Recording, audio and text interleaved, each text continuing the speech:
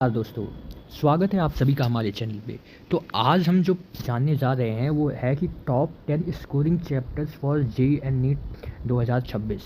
Means हम ये जानना चाहते हैं कि ऐसे कौन-कौन से चैप्टर्स 2026 में हैं जिससे हमें आसानी से नंबर मिल सकता है। मीन्स हमें कम काम करना पड़े, हमारा आउटपुट ज़्यादा हो।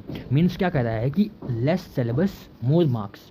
मीन्स हम ऐसे चैप्टर्स पर फोकस करना चाहेंगे जिसमें हमें सिलेबस तो कम हो पर हमें नंबर ज़्यादा मिले। ठीक है, तो इसीलिए आज हम लेके आए हैं आप सभी को बताने ऐसे टॉप 10 स्कोरिंग चैप्टर्स जिसमें सिलेबस तो कम है, आपको पढ़ना भी कम पड़ेगा, दिमाग भी कम लगाना पड़ेगा और आपको उसके आउटपुट ज़्यादा अच्छा मिलेगा, मतलब आपको नंबर उससे ज़्यादा अच्छे मिलेंगे। तो चलिए अब आगे बढ़ते हैं। तो क्या कह रहा है कि अब हम जानते हैं कि फिजिक्स में ऐसे कौन से टॉप 3 चैप्टर्स हैं जिससे का सिलेबस तो कम है, आसान भी है और पर नंबर आपको ज़्यादा मिलेगा। Means physics top 3 chapters. तो ये जो 3 चैप्टर्स हैं, modern physics, current electricity, semiconductor, ये तीनों ज़्यादा डिफ़िकल्ट नहीं है, आसान है। अगर आप पढ़ेंगे तो आसानी से ये तीनों चैप्टर आप पढ़ पाएंगे और इनका वेटेज भी जेईई और नीट दोनों में बहुत ज़्यादा है। कहने का मतलब यही है कि आप काम इसमें कम करना है। अगर आप फिजिक्स में कुछ भी नहीं करके जा रहे हैं पर इन 3 चैप्टर्स को कभी मत भूलिएगा क्योंकि इनका वेटेज बहुत ज़्यादा होता है। मॉडर्न फिजिक्स तो आप केमिस्ट्री में भी पढ़ते हैं, फिजिक्स में भी पढ़ रहे हैं, तो आपको फ़ायदा फिजिक्स में पढ़ रहे हैं तो केमिस्ट्री में भी हो जाएगा। इसलिए आप जेईई में अगर 2026 की तैयारी कर रहे हैं तो इन 3 चैप्टर्स की को तो एकदम अच्छे से पढ़िएगा, मतलब एकदम डीप में जाके पढ़िएगा और सब चैप्टर्स को अगर फॉर्मूले भी देख के चले जाएंगे। और इन करंट इलेक्ट्रिसिटी तो बहुत ही फ़ायदेमंद है, 2-3 चैप्टर उसी से मिलते जुलते हैं, आप कर लेंगे आराम से। कहने का मतलब यही है कि आप इन 3 चैप्टर्स को तो मत भूलिएगा। चलिए अब आगे बढ़ते हैं, आगे कौन कौन से चैप्टर्स आपको कौन से सब्जेक्ट में पढ़ने चाहिए वो बताते हैं हम। अब रही बात केमिस्ट्री की, तो केमिस्ट्री में ये 4 चैप्टर, 4 के 4 टॉपिक एक तरीके से। सबसे पहले हाइड्रोकार्बन्स, ऑर्गेनिक का। पॉलीमर तो एडवांस में है, जेईई मेंस में तो है नहीं, डिलीट हो चुका है 2-3 साल से, तो इसको आप रहने दीजिए पॉलीमर। इसकी जगह आप बायोमोलिक्यूल्स कर सकते हैं, ऑर्गेनिक का बायोमोलिक्यूल्स। और रही बात फिजिकल में थर्मोडायनेमिक्स और एनसीईआरटी बेस्ड इनऑर्गेनिक चैप्टर्स। अब देखिए यहाँ पे तो ये 4 चैप्टर्स लिखे हुए हैं, पर मैं आपको बता दूं कि जेईई की रियलिटी यही है कि जेईई केवल अब फार्मूला बेस्ड हो चुका है। जेईई मेंस एक तरीके से बोर्ड लेवल से भी नीचे जा रहा है आज के ज़माने में। बस आपको सारे फार्मूले आने चाहिए और आपने हर चीज़ को छुआ हुआ तरीके से टच किया, ऊपर से टच किया है, फार्मूला आपको पता है, बेसिक कॉन्सेप्ट आपको पता है, तो आराम से हो जाएगा। और रही बात इनऑर्गेनिक की, तो एनसीईआरटी तो मतलब जो जेईई मेंस एनडीए है वो एनसीईआरटी को भगवान मानता है इनऑर्गेनिक के लिए। कहने का मतलब ये है कि इनऑर्गेनिक के लिए आपको एनसीईआरटी के अलावा कुछ छूने की ज़रूरत ही नहीं है। आप एनसीईआरटी में जो जो चीज़ें लिखी हुई हैं आप उसी को करिए। और मैं आपको इस सच्चाई बता दूँ, क्योंकि मैंने जेईई मेंस क्वालिफाई किया, मैं अभी एनआईटी इलाहाबाद से बीटेक कर रहा हूँ, तो मैं ये आपको बता रहा हूँ कि केमिस्ट्री और फिजिक्स पूरा फार्मूला बेस्ड हो चुका है। आप अगर बेसिक फार्मूलाज भी जानते हैं, आपको अंदर से नहीं पढ़ा है, आपने केवल बोर्ड लेवल की तैयारी भी की है और आपको बेसिक कॉन्सेप्ट पता है, बेसिक फार्मूला पता है, तब भी आपका जेईई मेंस आसानी से हो जाएगा। आज के ज़माने में जेईई मेंस निकालना बहुत ही आसान हो चुका है, बस लोग ने इसको बस थोड़ा एक तरीके से बहुत वो बना दिया है कि बहुत कठिन है। कठिन बिल्कुल कठिन नहीं है। और रही बात मैथ की, तो मैथ के लिए मैं यही कहूँगा कि जितना ज़्यादा आप प्रैक्टिस करेंगे, मैथ भी उतनी कठिन नहीं आती है। बस आपको मेन बात यह है कि आपकी प्रैक्टिस नहीं होती है। अगर आप सही से मैथ में प्रैक्टिस करेंगे तो आसानी से हो जाएगा। तो अगर आप केमिस्ट्री में, तो मैं यही कहूँगा, ये तो मैं बता दिए 3, लेकिन मैं तो यही कहूँगा कि हर चैप्टर को पढ़िए, फार्मूला बेस ही पढ़ लीजिए। मीन्स फार्मूला उसकी याद कर लीजिए और बेसिक कॉन्सेप्ट पढ़ लीजिए। चलिए अब आगे बढ़ते हैं। तो अब रही बात मैथ की, तो ये जो 4 चैप्टर लिखे हैं ना, मैथ के बहुत ही टॉप 4 स्कोरिंग चैप्टर्स हैं, क्योंकि definite integration, 3D vector, matrix and determinant, probability, ये चारों चैप्टर आसान है, समझने में भी ज़्यादा कठिन नहीं है। और इनके सवाल अगर आएंगे जेईई मेंस में तो आप आसानी से कर लेंगे, अगर आप पढ़े हैं, आपने प्रैक्टिस किया हुआ है। सबसे ज़्यादा वेटेज तो ये 3D एंड वेक्टर का रहता है जेईई मेंस में। और तो कहने का मतलब ये है कि ये 4 चैप्टर, अगर आप मैथ, बिल्कुल आप सोच रहे हैं कि मैथ हमारे बस की बात नहीं है, तो है, आप कुछ नहीं पढ़ रहे हैं मैथ में, पर मैं तो यही कहूँगा कि मैथ में इन 4 चैप्टर्स को छोड़ के तो मत जाइएगा। इससे आपके बहुत फ़ायदे होंगे, क्योंकि डेफिनेट इंटीग्रेशन अगर आपने यहाँ पढ़ा हुआ है ना, तो फिजिक्स में भी इंटीग्रेशन आता है, तो अगर मैथ में आपने इंटीग्रेशन और अच्छे से पढ़ लिया ना, तो वहाँ पे आपको कोई दिक्कत नहीं, कोई भी सवाल करने में। और रही बात 3D वेक्टर की, तो फिजिक्स में भी वेक्टर रहेगा, तो वहाँ का भी फ़ायदा होगा, यहाँ का भी फ़ायदा होगा।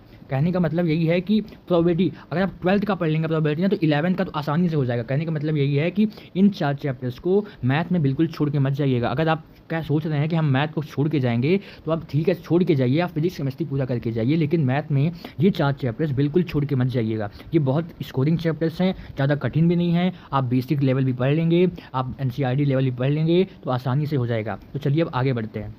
अब रही बात बायोलॉजी की, तो वो था जेई का मैथ्स वाला। अब रही बात नीट की, तो ये जो 5 चैप्टर है ये नीट के लिए, नीट में मतलब बहुत ही स्कोरिंग चैप्टर है, मतलब पढ़ने में भी आसान है और स्कोरिंग भी बहुत ज़्यादा है। कौन कौन से? Human physiology, plant physiology, reproduction, ecology, genetics.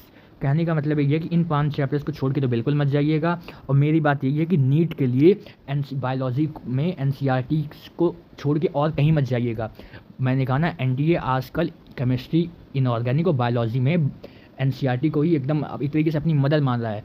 अभी 2025 में तो एक राइटर के बारे में लिखा हुआ था एनसीईआरटी, वहाँ से पूछ लिया। कहने का मतलब यही है कि आप एनसीईआरटी को मत भूलिए बायोलॉजी के लिए। तो मैंने 5 चैप्टर लिख दिया है, पर बायोलॉजी उतना कठिन नहीं है जितना मैथ है। तो आप ये सोचिए, आपको मैं एक कंपैरिजन बताता हूँ, यही है कि मैथ तो मान लीजिए थोड़ा सॉल्व करना है, पर बायोलॉजी एक तरीके से आपको बस मेमोराइज़ करना है। तो बायोलॉजी बिल्कुल कठिन है, आप सारे चैप्टर्स आसानी से पढ़ सकते हैं, बस आपको एनसीईआरटी पढ़ना है। तो मैं यही कहूँगा कि बायोलॉजी में मैंने 5 चैप्टर बता दिए हैं, तो कोई भी नीट एस्पिरेंट कोई भी बायोलॉजी का चैप्टर छोड़ के नहीं जाएगा नीट में, क्योंकि नीट में कॉम्पिटिशन बहुत ज़्यादा है। 25 लाख बच्चों ने आपकी साल दिया था, तो हर साल नीट में कॉम्पिटिशन बढ़ेगा। इसलिए कहने का मतलब यही है कि आप कोई भी चैप्टर बायोलॉजी में छोड़ के मत जाइएगा, और जो भी पढ़िएगा वो एनसीईआरटी से पढ़िएगा, और उसके बाद पीवाईक्यूज़ लगाइएगा। तो चलिए अब आगे बढ़ते हैं। तो अब हम जानते हैं कि कैसे हम इनको कवर कर सकते हैं, कैसे जो चैप्टर्स मैंने बताए हैं जो आसानी से कवर कर सकते हैं। तो सबसे पहली चीज़ यही है कि आप 3 वीक का फोकस प्लान बताइए। हमारे चैनल पे एक वीडियो पड़ा हुआ है कि कौन से वीक में कैसे पढ़ना है, मीन्स मैंने जुलाई की वीक वाइज स्ट्रेटेजी बताई है, तो आप उसको देख के 3 वीक का एक फोकस प्लान बनाइए। उसके बाद हर दिन 6 घंटे पढ़ाई करिए। मैं 6 मिनिमम कह रहा हूँ, ऐसा मत समझिएगा कि ये 6 मैक्सिमम है, मिनिमम तो 6 आपको पढ़ना ही है। उसके बाद आप जितना पढ़ सकें वो आपकी मेहनत है। और मैंने ना पहले ही बताया था, फिर कह रहा हूँ, बार बार कहूँगा कि पीवाईक्यूज़ को मत छोड़िएगा। पीवाईक्यूज़ और मॉक टेस्ट आप जितना देंगे ना, आप उतना आपके लिए फ़ायदेमंद है, क्योंकि जब आप पीवाईक्यूज़ करते हैं, मॉक टेस्ट देते हैं, आपको पता चलता है कैसे क्वेश्चन आ रहे हैं, क्योंकि उन्हीं से मिलते जुलते क्वेश्चन आते हैं। अब ऐसे में रैंडम क्वेश्चन करेंगे तो आपको पता नहीं चलेगा कौन से मतलब रेलेवेंट है जेईई या नीट के लिए। तो आप जितना ज़्यादा पीवाईक्यूज़ करेंगे, मॉक टेस्ट करेंगे, उतना आपके लिए फ़ायदेमंद होगा। तो उम्मीद है कि आपको ये 3 पॉइंट समझ है करना क्या है। इन 3 पॉइंट्स को अपने दिमाग पे ध्यान में रखते हुए तैयारी करिए। चलिए अब आगे बढ़ते हैं। अब फाइनल टिप्स क्या है कि फोकस्ड ऑन रिवीजन। जितना ज़्यादा आप रिवीजन पर फोकस करेंगे उतना आपके लिए फ़ायदेमंद है, क्योंकि सिलेबस बहुत ज़्यादा है। अगर आप रिवीजन नहीं करेंगे तो अंत में आपको सब चीज़ दिमाग में रखना बहुत मुश्किल हो जाएगा। और जो देखा गया, जितने भी टॉपर्स निकलते हैं उनका रिवीजन बहुत अच्छा होता है, इसलिए आप रिवीजन बहुत अच्छा करिएगा। और दूसरी, जैसे मैंने बताया, मॉक टेस्ट रेगुलरली दीजिए। 10 बार कह चुका हूँ, 1000 बार कहूँगा कि मॉक टेस्ट को मत भूलिएगा। जितनी ज़्यादा मॉक टेस्ट देंगे उतना अच्छा आपके लिए फ़ायदेमंद होगा। और practice question from important chapter, मैंने कहा ना, क्वेश्चंस को प्रैक्टिस करिए, पीवाईक्यूज़ लगाइए, जितना ज़्यादा हो सके उतना लगाइए, उतना आपके लिए फ़ायदेमंद होगा। और चौथी इंपॉर्टेंट चीज़, switching, avoid switching books, means 10 नाव पे पैर मत रखिएगा, एक बुक को फोकस करिए, उसी पे क्वेश्चन लगाइए। नहीं कि हम आज ये पढ़ रहे हैं, कल ये पढ़ रहे हैं, परसों ये पढ़ रहे हैं। बायोलॉजी के लिए तो एनसीईआरटी, और केमिस्ट्री, इनऑर्गेनिक के लिए भी आपको एनसीईआरटी ही फॉलो करनी है, उसके बाहर कुछ नहीं। आपको आप एक अपना सोर्स बनाइए, मे बी वो ऑनलाइन हो, ऑफलाइन हो, कोचिंग हो, कोई एक बुक आप फॉलो करें, केवल उसी को फॉलो करिए।